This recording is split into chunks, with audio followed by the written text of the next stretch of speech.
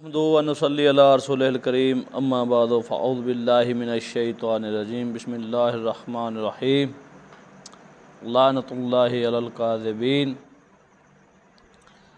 ان اللہ وملائکتہ یصلون علی النبی یا ایھا الذین آمنوا صلوا علیہ وسلموا تسلیما الصلاۃ والسلام علیک یا سیدی یا رسول اللہ الصلاۃ والسلام علیک یا سیدی یا حبیب اللہ وسلم علیک وعلی آلک واصحابک یا سیدی یا مکین قلوب المؤمنین۔ سامعین محترم، السلام علیکم ورحمۃ اللہ وبرکاتہ۔ سامعین محترم،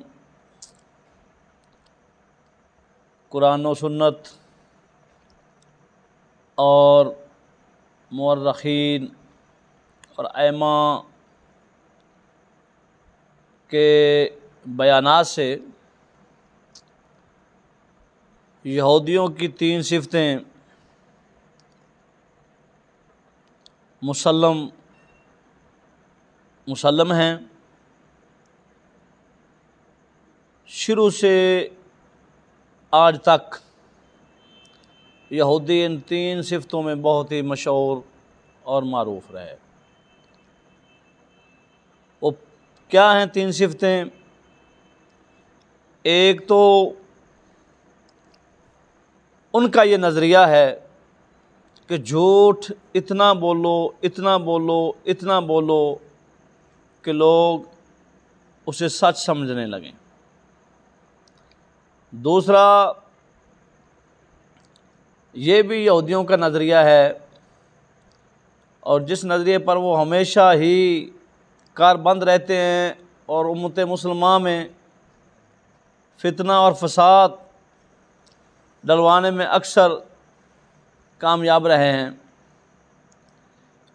اور ان کی حکومت کو جو دوام حاصل ہے اس کی بنیادی وجہ بھی یہی ہے۔ وہ کیا کہ دو کو لڑاؤ اور حکومت کرو۔ یہ پالیسی بھی یہودیوں کی رگ رگ میں سمائی ہوئی ہے، اور اس کا تجربہ ہمارے سامنے ہے، مشاہدہ ہمارے سامنے ہے کہ امت مسلمہ میں جتنا بھی فساد اور جتنا بھی یہودی کا تسلط ہے وہ اسی وجہ سے ہے کہ مسلمانوں کو آپس میں لڑا دیا، مختلف مذاہب اور فرقوں کی شکل میں مسلمانوں کو تقسیم کر کے ان پر پھر حکومت اپنی قائم رکھنے میں آسانی ہوتی ہے۔ اور تیسرا خاص وصف جو یہودیوں کا ہے وہ اللہ نے قرآن میں بھی فرمایا کہ وہ اللہ کے کلام کی تحریف کرنے میں مشہور تھے۔ ہمیشہ ہی ان کا یہ وتیرہ تھا کہ وہ اللہ کے کلام میں بھی تعریف کرتے تھے، ادھر سے کاٹ دینا ادھر سے کاٹ دینا۔ جہاں پر نبی پاک سرکار صلی اللہ علیہ وآلہ وسلم کی صفت و ثناء تورات میں ہوتی تھیں، وہاں سے وہ انہوں نے تحریف کر دی، تاکہ کہیں ایسا نہ ہو کہ یہودی جو تورات کی تلاوت کرتے ہیں یا تورات کو سمجھتے ہیں وہ نبی علیہ الصلوۃ والتسلیم کی صفت و ثناء پڑھ کر تو آپ پر ایمان نہ لے آئیں۔ تو کاٹ پلٹ کرنا یہ ایک یہودیوں کا خاص شیوا رہا ہے، اور آج بھی وہ مختلف حربوں سے، میڈیا کے ذریعے سے، سوشل میڈیا ہو، پرنٹ میڈیا ہو، الیکٹرانک میڈیا ہو، ان ذرائع سے وہ مسلمانوں کے کلام کو کاٹ کر دین کو عدل بدل کر کے پیش کرتے ہیں لوگوں کے سامنے تاکہ لوگ اسلام سے دور ہو جائیں۔ تو یہ تمہید باندھنے کا کیا مقصد ہے میرا؟ آج اس دور میں ہمارے سامنے مسلمانوں کے روپ میں بلکہ علماء کے روپ میں بلکہ یوں کہو تو زیادہ اچھا ہے کہ سادات کے روپ میں بھی ایسے لوگ موجود ہیں جن میں یہ تینوں صفتیں بے عین ہی پائی جاتی ہیں۔ یہود صفت تینوں کی تینیں بالکل یہودیوں کی طرح پائی جاتی ہیں، اور میں تو بحمد تعالی اگر اس ٹولے کو یہودی ٹولہ کہہ کر پکاروں تو بے جا نہ ہوگا،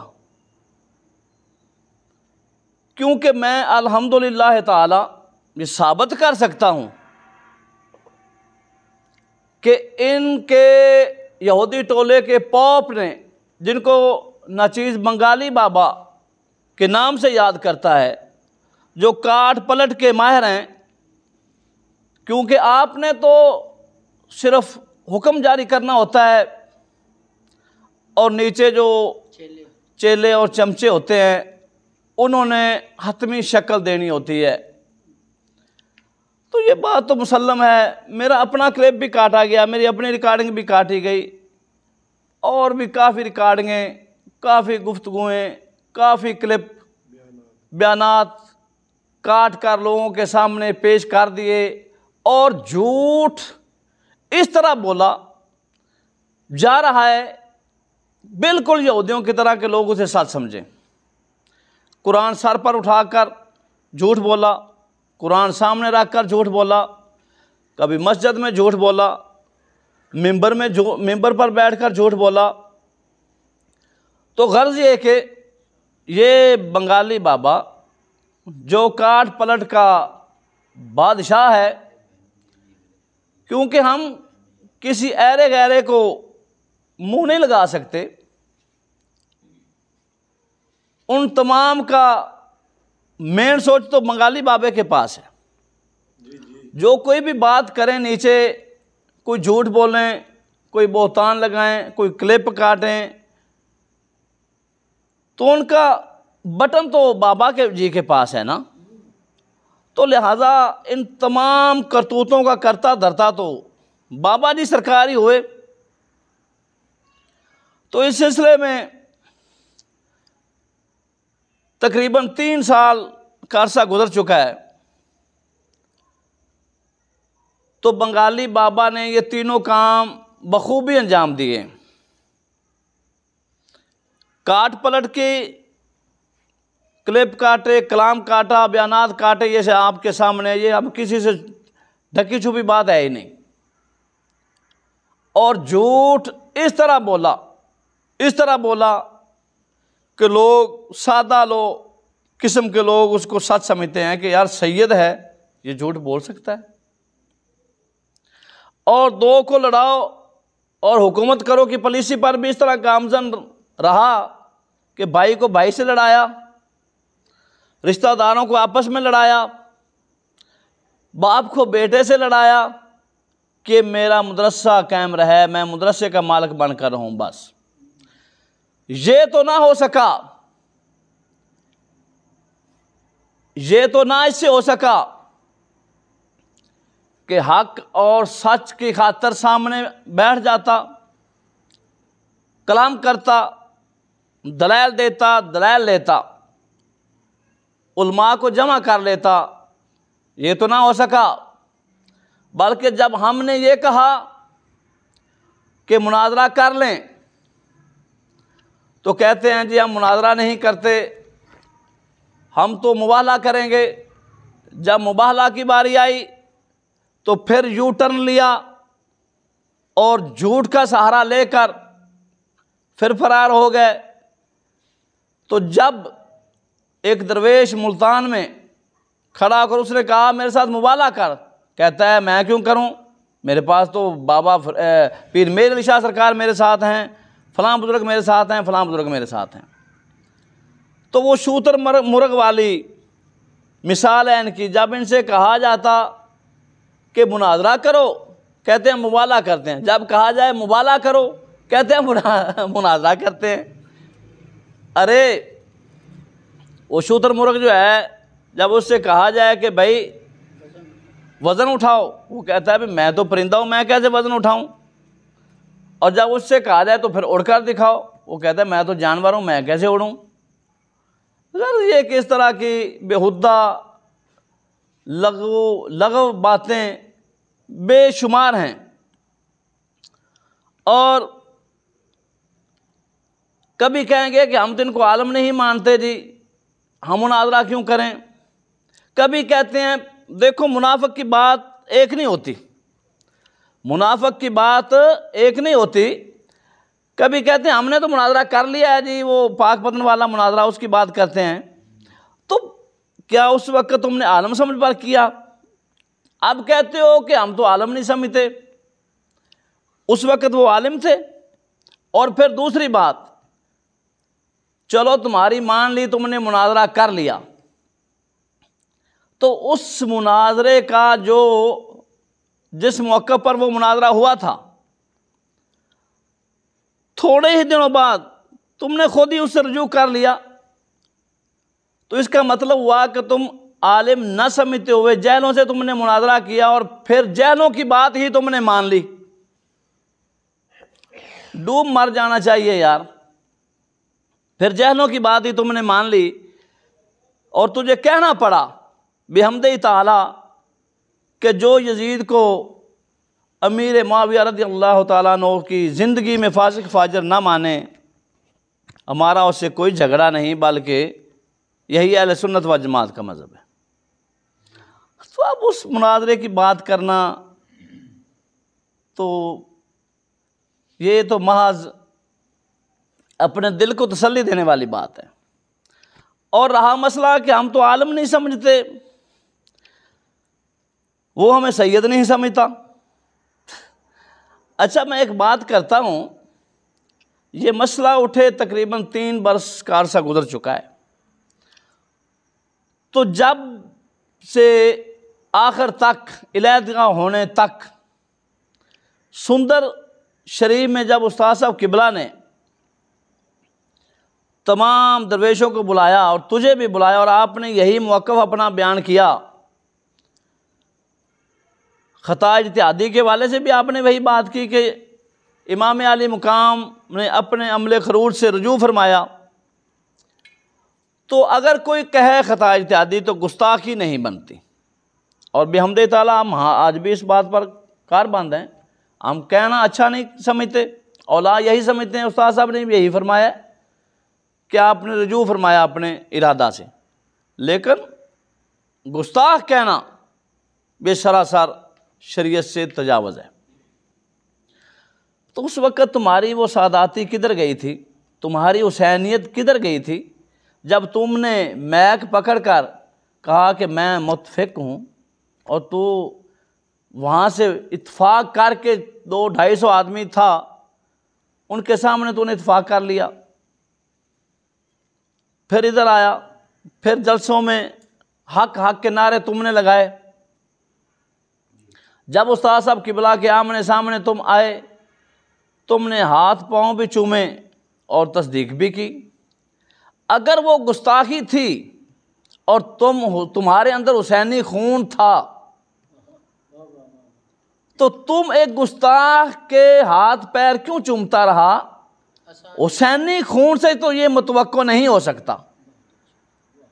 بحمدہ تعالیٰ جب ہمیں پتہ چلا کہ تو ہمارے شیخ کا گستاخ ہے، تو نے ہمارے شیخ کے مریدین سے بیعتیں توڑوا کر اپنی بیعتیں کروانا شروع کر دی ہیں، یہ کہہ کر کہ وہ گمراہ ہو گئے ہیں، تو ہم نے تو تجھ سے اس کے بعد سلام لینا گوارا نہ کیا، اور تو دشمن حسین کا سمجھ کر ہاتھ چومتا رہا، پاؤں چھوتا رہا میرے سامنے۔ یہ کیسی حسینیت ہے؟ اس کو منافقت کہتے ہیں، یہی منافقت ہوتی ہے، اور منافق سید نہیں ہوتا۔ تم کہتے ہو سید مانو مجھے، ارے میں تجھے یہودی مانتا ہوں۔ تم نے بھائیوں کو لڑایا، تم نے برادری کو لڑایا، لیکن اتنا تو نہیں کر سکتا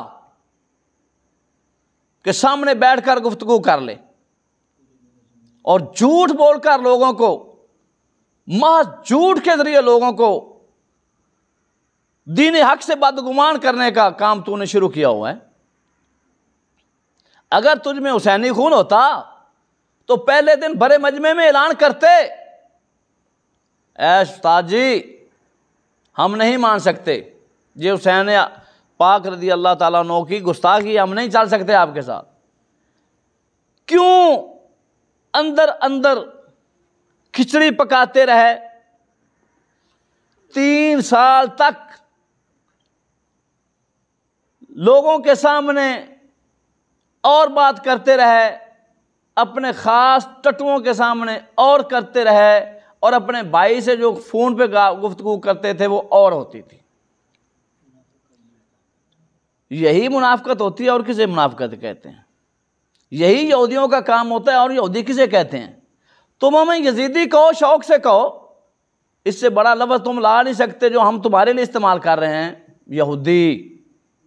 اور میں ثابت کر رہا ہوں کہ تم نے یہودیوں کی طرح چالیں چلی ہیں، اس سے بڑا لفظ تم ہمارے لیے لا ہی نہیں سکتے۔ ہم یزیدی ہیں تو تم یہودی ہو، پھر بھی بڑے مجرم تم ہی ہو۔ میرے بھائی،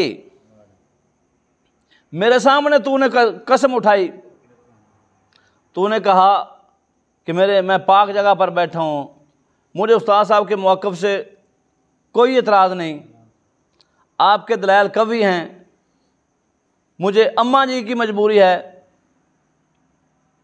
25 آدمی جب تیرے پاس گئے تو نے کیا کہا؟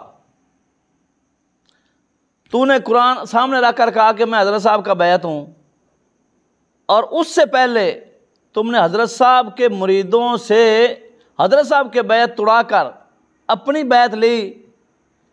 کیا جو مرید ہوتا ہے وہ اپنے شیخ کے ساتھ یہی کرتا ہے؟ ارے تم میں ہمت تو نہیں کہ سامنا کر سکے، اس لیے چھپ کر وار کرنا یہ یہودیوں کا طریقہ ہے۔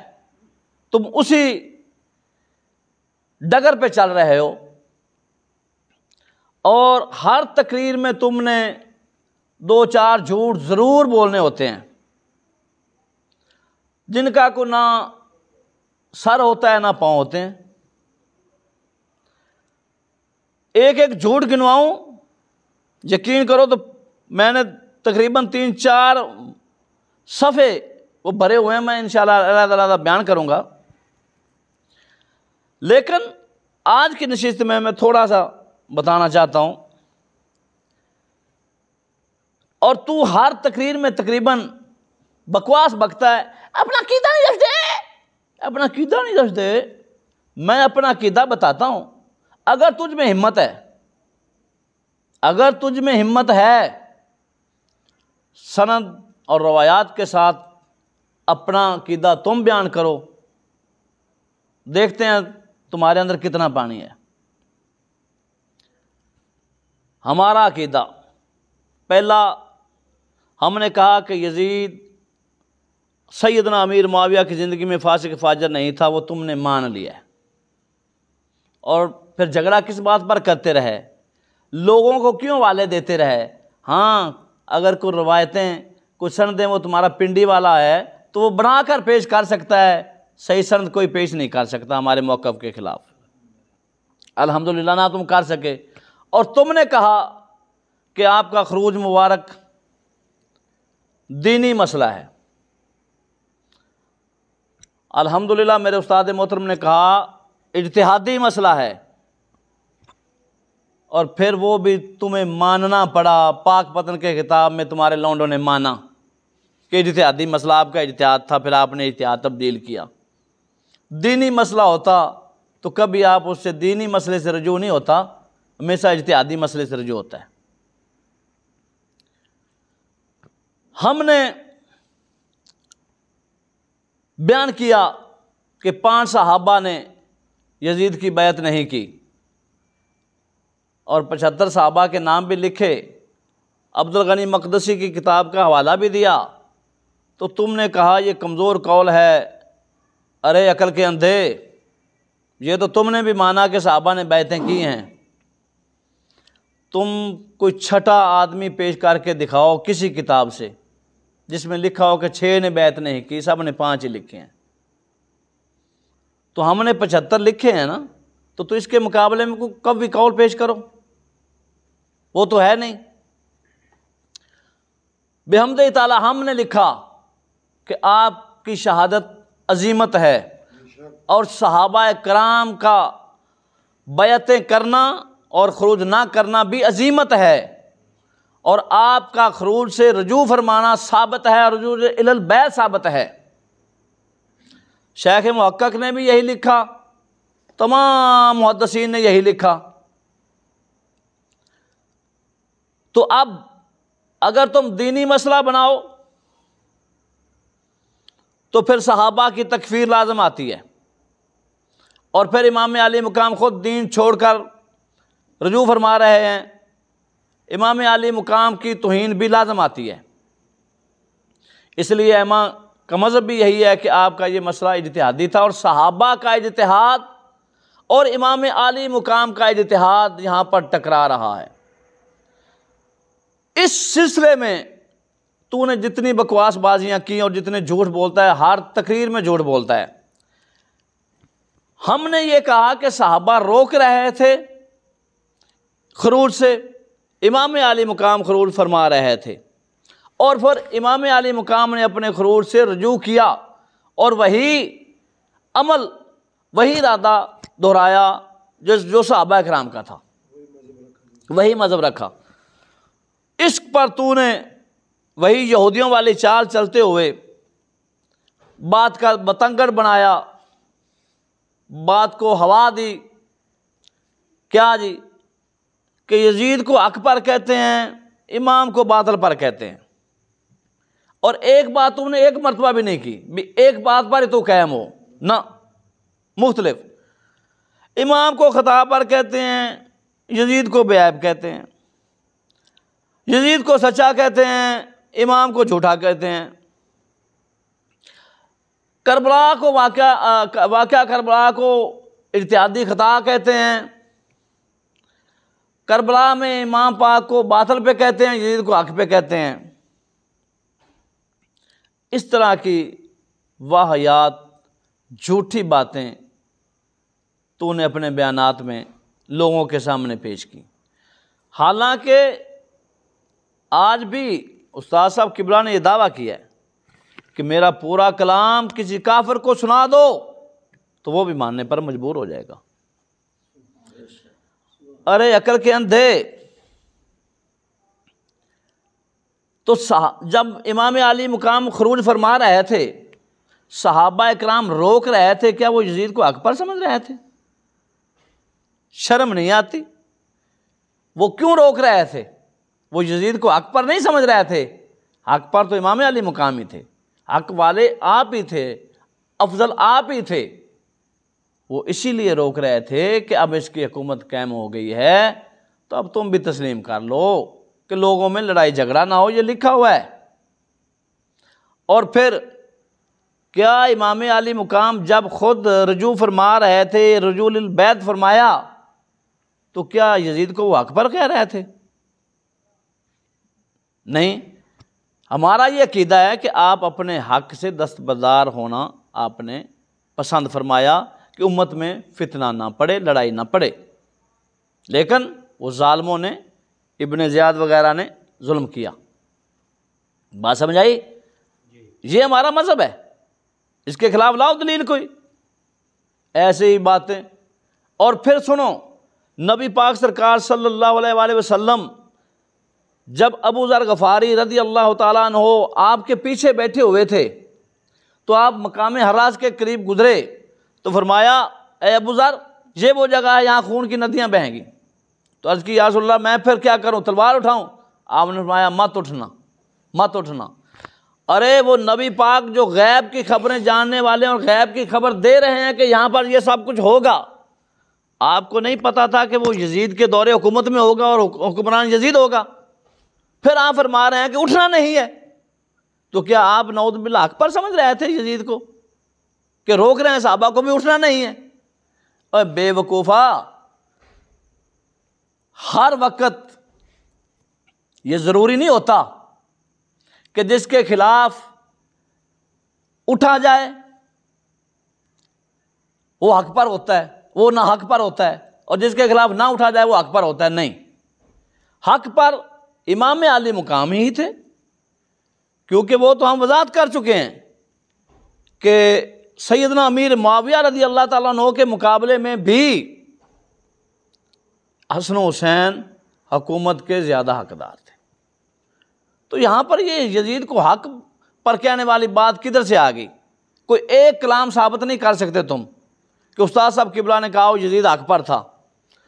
ایک مسئلہ شرعی بیان کیا کہ خروج کرنے کا شرعی جواز کیا تھا، اور وہاں پر صحابہ اور امام علی مقام کے اجتہاد میں ٹکراؤ کیسے پیدا ہوا، اور پھر عبداللہ ابن عمر جنگ حرہ میں روک رہے تھے لوگوں کو بھی نہ اٹھو نہ اٹھو نہ بغاوت کرو، تو کیا وہ سب صحابہ کرام یزید کو حق پر سمجھ رہے تھے؟ نہیں، حق پر امام علی مقام ہی تھے، لیکن جب اہل حل و عقد نے اس کو اپنا خلیفہ بنا لیا تو صحابہ کی رائے یہ تھی کہ اے امام علی مقام، اب تم بھی اس جماعت میں شامل ہو جاؤ، بے شک جماعت اچھی چیز ہے، صحابہ پاک فرما رہے ہیں۔ تو اس سلسلے میں تو نے دجل اور فریب سے کام لیتے ہوئے، جھوٹ کا سہارا لے کر اس طرح کی باتیں اور واقعہ کربلا، ہم نے بحمدہ تعالی ہمارا عقیدہ ہے کہ ہم امام علی مقام کو سید و شہداء سمجھتے ہیں، اور یزید کو ہم پلیت مانتے ہیں، اور یہ اہل سنت و جماعت کا یہ مذہب ہے، اس کے علاوہ تم ثابت کر کے دکھاؤ۔ تو کس طرح تو کسی پر فتویٰ لگا سکتا ہے جو امام علی مقام کو سید و شہداء کیوں کہتے ہیں؟ کہ آپ نے جابر حکمران کے سامنے کلمہ حق بلند کیا، تو پھر ہم آپ یزید کو حق پر کس طرح مان رہے ہیں بھائی؟ پھر آپ کو باطل پر کیوں کہہ رہے ہیں؟ نعوذ باللہ، اگر باطل پر کہتے تو سید و شہداء کہتے۔ بیوقوف، جو باطل پر ہوتا ہے وہ سید و شہداء ہوتا ہے، ہم سید و شہداء کہتے ہیں، ہمارا یہ عقیدہ ہے۔ تو اس سلسلے میں دجل اور فریب سے کام لینا اور یہودیوں کی طرح کلام کو توڑ مروڑ کر پیش کرنا، یہ تمہارا شیوہ رہا ہے۔ تو ناچیز یہ سمجھتا ہے کہ اس کی وضاحت کر دی جائے۔ تو صحابہ نے روکا، کیا صحابہ حق پر سمجھ رہے تھے؟ نہیں۔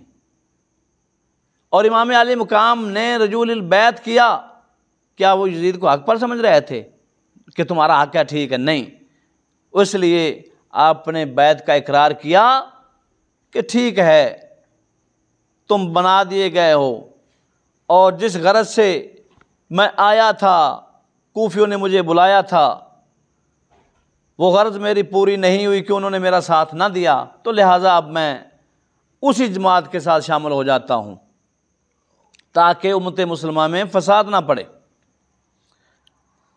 تو آگے خطا اجتہادی کے حوالے سے میں اتنی سی بات ضرور کرتا چلوں کہ تم نے ایک حوالہ مانگا، ہم نے پیش کر دیا امام روحبانی کا۔ امام روحبانی حنبلی وقت کے امام تھے، انہوں نے کہا، صاف لکھا کہ امیر معاویہ رضی اللہ تعالیٰ عنہ کے خروج کی طرح آپ کا خروج تھا اور وہ خطا تھی۔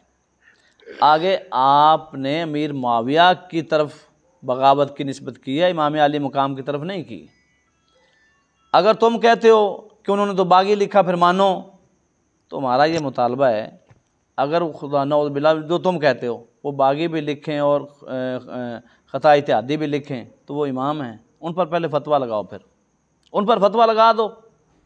اور ہم نے ابن خلدون کا حوالہ پیش کیا، تم نے کہا اعلیٰ حضرت نے اسے لکھا ہے کیا؟ معتزلی لکھا ہے۔ ٹھیک ہے، ہم مانتے ہیں، آپ اعلیٰ حضرت کی مان جائیں تو بڑی بات ہے۔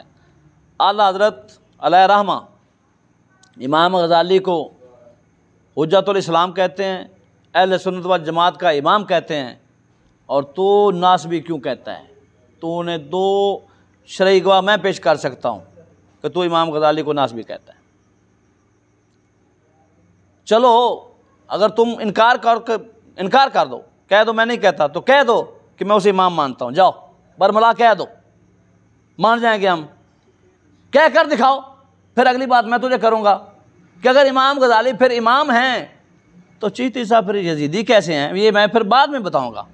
برملا اگر باپ کے ہو تو یہ اعلان کر دو کہ میں امام غزالی کو امام مانتا ہوں، جا۔ دوسری بات، ایک منٹ، دوسری بات، محمد ابو بکر ابن العربی کو تم ناسبی کہتے ہو۔ بستی کی تقریر میں وہ سب ٹٹو تمہارے کہتے ہیں ناسبی ناسبی ناسبی۔ اللہ اور ناسبی کو کافر کہنا تم کہتے ہو، اعلیٰ حضرت کہتے ہیں، ٹھیک ہے، کافر کہنا واجب ہے، ناسبی کو کافر کہنا واجب ہے، تو ٹھیک ہے۔ تو تم محمد ابو بکر ابن العربی کو ناسبی کہتے ہو، اس کو کافر کہنا تو واجب ہوا، تو اعلیٰ حضرت علیہ رحمہ تو آپ کو رحمت اللہ علیہ اور رضی اللہ تعالیٰ عنہ کہتے ہیں، تو پھر اعلیٰ حضرت پر کیا فتویٰ لگے گا؟ جو ناسبی کو رضی اللہ تعالیٰ عنہ کہہ رہا ہے تو اعلیٰ حضرت پر فتویٰ لگاؤ۔ بکواس بکتے ہو ہم اعلیٰ حضرت کے پابند ہیں، کیسے پابند ہیں؟ تم کسی کے پابند نہیں، تم اپنے نفس کے پابند ہو۔ اور پھر آخری بات، خطا اجتہادی کے حوالے سے کہ جی کسی لکھی نہیں، اسی نہیں مانتے، ہم بھی نہیں مانتے، ہم بھی کہتے ہیں اولا افضل، ہم یہی کہتے ہیں کہ نہ کہا جائے، آپ کی طرف نسبت نہ کی جائے، لیکن جب تم کہتے ہو یہ گستاخی ہے تو ہم یہ کہتے ہیں کہ یہ عقیدہ اہل سنت کے خلاف ہے۔ اس کی وجہ، جب نبی پاک سرکار صلی اللہ علیہ وآلہ وسلم کی طرف ائمہ نے خطا اجتہادی کا وقوع لکھ دیا ہے، اے بے وقوفو، کو اصول شریعت بھی ہوتے ہیں، اصول شریعت بھی ہوتے ہیں۔ انبیاء علیہ السلام تو دور، خود نبی پاک سرکار صلی اللہ علیہ وآلہ وسلم کی طرف خطا اجتہادی کا وقوع لکھ دیا گیا، ائمہ نے لکھا، صراحت کی کہ فلاں موقع پر، جس طرح پیر مہر علی شاہ سرکار نے ملفوظات میں لکھا، مفتی احمد یار خان نعیمی نے لکھا، اور بھی کتب ہیں میں پیش کر سکتا ہوں۔ تو اب کسی کی طرف نہ بھی لکھا جائے، کوئی بھی امام نہ کہے، کسی نے بھی نہ کہا ہو،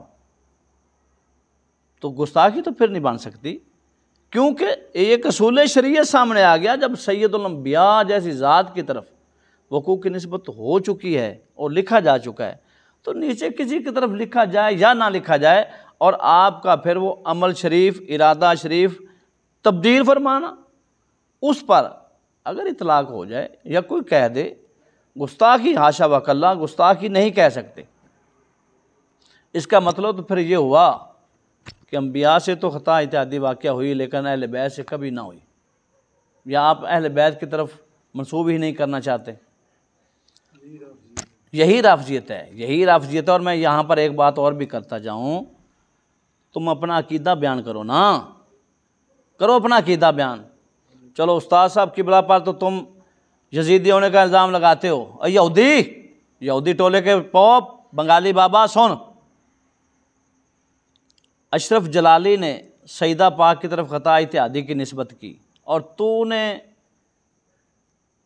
خود ہی کہا تھا پہلے کہ یار مقابلے میں سیدنا صدیق اکبر ہیں، تو گستاخی تو والی بات تو نہیں ہے۔ پھر اب تمہیں کون سا صاحب سو گیا ہے؟ اپنا عقیدہ کیوں نہیں بیان کرتا؟ یا کہہ دینا کہ جو ان کو گستاخ کہہ رہے ہیں وہ غلط کر رہے ہیں، یا کہہ دے کہ اشرف جلالی گستاخ ہے۔ گونگا شیطان کیوں بنا بیٹھا ہے؟ گونگا شیطان کیوں بنا بیٹھا ہے؟ عقائد اہل سنت پر حملے ہو رہے ہیں اور تو گونگا شیطان بنا بیٹھا، اور کبھی کہتا ہے وہ ظنی معصومیت ہوگی، وہ یہ کدھر سے لے آیا تو؟ دکھاؤ کسی کتاب میں کسی امام نے لکھا ہے ظنی معصومیت؟ یا عرفان شاہ مشدی کے دھڑے میں شامل ہو، کیا جو کو بیان کر رہا ہے ٹھیک ہے عقیدہ معصومیت، اور معصوم اور محفوظ کو ایک تو بھی سمجھتا ہے، عرفان شاہ مشدی بھی سمجھتا ہے۔ ایک کلپ آج تک تو نے عرفان شاہ مشدی کے خلاف نہ دیا، جس نے سیدنا امیر معاویہ پاک کے خلاف برملا بکواسیں کی، ریاشہ پکوڑے والا جس کو تو کہتے تھا وہ تمہارا رب اور رہنما بن گیا، ایک کلپ تو نے جاری نہ کیا، جس نے قرآن ہی بدل دیا، وہ باپ لگتا ہے تمہارا۔ اگر تجھے عقیدہ اہل سنت سے غرض ہے تو جو بھی عقیدہ اہل سنت سے انحراف کرے اس کے خلاف کیوں نہیں بولتا تو؟ معلوم ہوا کہ تجھے عقیدہ اہل سنت سے غرض نہیں ہے، تجھے صرف اور صرف چیشتی صاحب سے حسد اور بغض ہے، ورنہ سیاست سیدنا معاویہ کی مخالفت پہ نعرے لگانے والے بھی موجود ہیں، اور سیدہ کائنات سیدہ فاطمہ الزہرا رضی اللہ تعالیٰ عنہ کو پوری مخلوق سے، نبی پاک کے بعد انبیاء سے بھی افضل کہنے والے لوگ موجود ہیں۔ کدھر ہے تیرا عقیدہ؟ بتاتا کیوں نہیں؟ گنگا شیطان ہے جو پوچھے تجھ سے تو سر نیچے جھکا لیتا ہے، بات کو ٹال دیتا ہے، کیوں نہیں عقیدہ بیان کرتا؟ ہم پر سوال کرتا ہے، ہم پر دعویٰ کرتا ہے کہ عقیدہ بیان کریں، ہم نے اپنا عقیدہ بیان کر دیا ہے۔ ہمارا عقیدہ امام علی مقام سید و شہداء ہیں، یزید پلیت ہے، فاسق فاجر ہے بالاجماع اہل سنت، بس۔ باقی رہا مسئلہ پانی بند ہوا نہ ہوا، یہ فروعی مسئلے ہیں، یہ اختلافی مسئلے ہیں، اس میں کوئی ہے تو مانتا ہے نہیں مانتا۔ قتل امام علی مقام کا مسئلہ بھی اختلافی مسئلہ ہے، لیکن ہم مانتے ہیں اگر وہ ذمہ دار ہے تو ٹھیک ہے، کو مانے ذمہ دار تو ہم اس سے ہمارا کوئی جھگڑا نہیں ہے، بے شک مانے۔ ان مسائل میں جو ہیں اختلافی ان کو تو عقیدے کا مسئلہ کس طرح بنا رہا ہے؟ بے وقوف جاہل کٹا تو ہے، پتہ تجھے ہے نہیں اہل سنت والجماعت کا عقیدہ کیا ہے۔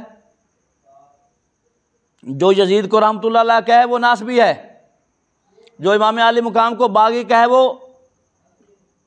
جو یزید کو رحمۃ اللہ علیہ کہے وہ ناسبی ہے، جو امام علی مقام کو باغی کہے وہ بھی ناسبی ہے، اور جو صحابہ کو رخصت والا کہے اور ملعون اور لعنتی بیتوں کی نسبت کرے صحابہ پاک کی طرف وہ رافضی ہے۔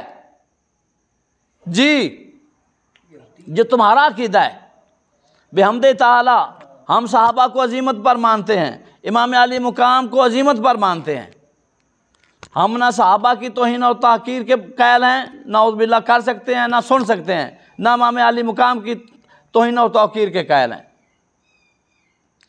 تو یہ مختصر سی باتیں تھیں، بات زیادہ لمبی ہو گئی تو دجل اور فریب سے لوگوں کو بہکانا اور پھسلانا یہ اور بات ہے، اور جس طرح استاد صاحب قبلہ نے بیان کیا ہے، جا اگر تو نے اپنی ماں کا دودھ پیا ہے، باپ کا ہے تو اپنے کا، یہودی کا نہیں ہے تو اسی طرح بیان کر دے سارا واقعہ کہ استاد صاحب قبلہ نے آپ کے عمل خروج مبارک کو اس معنی میں صحابہ کرام کے حوالے سے اور آپ کے رجوع کے حوالے سے اس معنی میں یوں بیان کیا ہے، جب پھر کر دے پتہ چل جائے گا۔ امام نو خدا دے آندے نے، یزید نو حق دے آندے نے، امام نو باطل دے آندے نے، یزید نو سچا آندے نے، لعنت اللہ علی الکاذبین وما علینا الا البلاغ۔